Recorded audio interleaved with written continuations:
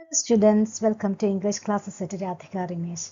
Today we are going to learn about the importance, characteristics and objectives of communication.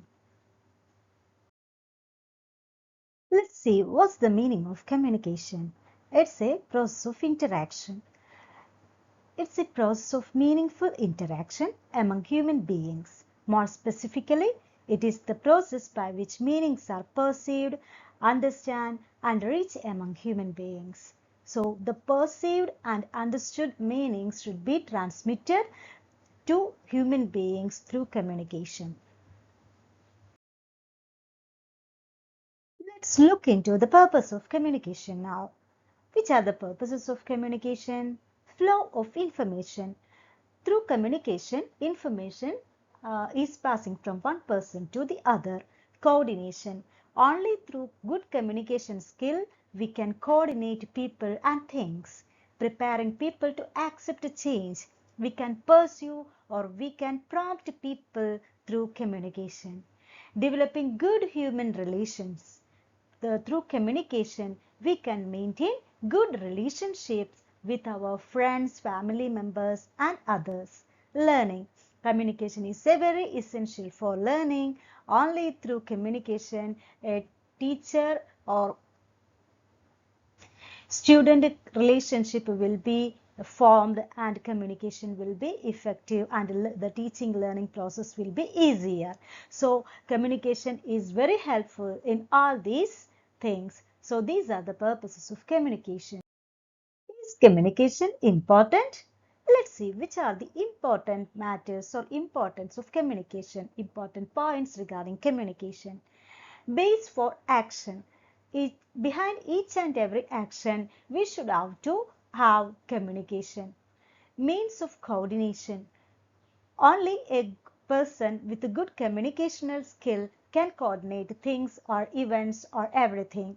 Provides effective leadership. A good leader should have to possess good communicational skill also.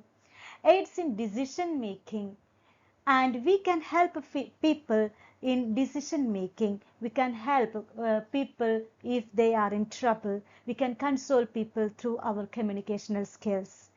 Boost morale and motivation. Then we can boost or we can motivate people. We can prompt people. We can make people aware of the things that are going to be happened, and we can educate people through communication. So these are the importance of communication. These are the key points regarding communication. Let's see the characteristics of communication now. Two or more persons will be there in communication. Intrapersonal communication is also there. That is communication within ourselves. Our thoughts or our understandings or our soliloquies are known as intrapersonal communication. So even though intrapersonal communication is there, in normal interpersonal communication, two or more persons are needed. And through communication, what people are doing? They are exchanging ideas and information. Mutual understanding will be there between people while they are communicating. A kind of relationship is happening or developing among people while they are communicating with each other. Communication is a continuous process. We know that the speaker will be a listener and the listener will be speakers. So it's a continuous process. Direct and indirect communication is there. Direct communication is through words and through dialogues. Indirect communication is through our body language and all other non-verbal communications. Maybe cultural communication, or maybe it may be contextual communication may be there. All other communications are indirect communication. Use of words as well as symbols. In communication, we know that words are playing vital roles or important roles. Language is very important there. And apart from language, we can use our facial expressions, body languages, symbols, pictures, everything else to communicate to others. So everything is important in communication, and these are the characteristics of communication. Now let's explore some of the objectives of communication. The communication is very helpful in building awareness. We will be aware of things and we will be aware of matters through communication. If we are communicating, if we are talking to a person, we will get a kind of information or and some amount of information from that person. Providing information or educating.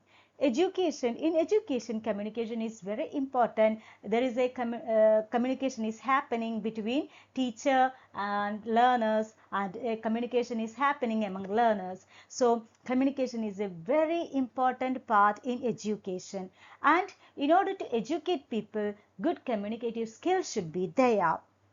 Creating interest.